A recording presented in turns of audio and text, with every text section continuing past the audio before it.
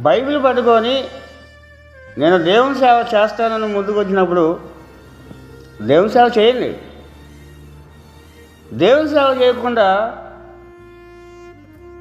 బయట వేరే వ్యక్తుల గురించి అనవసరమైన మాటలు మీకెందుకు, ఒకరి గురించి మీకెందుకు?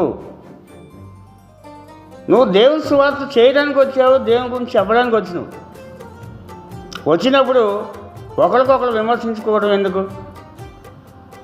ఒక పద్ధతి ఉంటుంది. బైబిల్ పట్టుకొని నువ్వు సేవ చేస్తున్నాను ముందుకు వచ్చినప్పుడు నీకు ఒక క్రమం ఉండాలి, ఒక పద్ధతి నేర్చుకోవాలి, దేవుళ్ళ నమ్మకం ఉండాలి.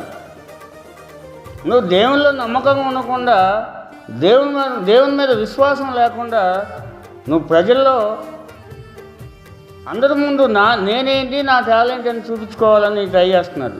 ఎందుకలా? దానివల్ల నీకు ఉపయోగం ఏంటి?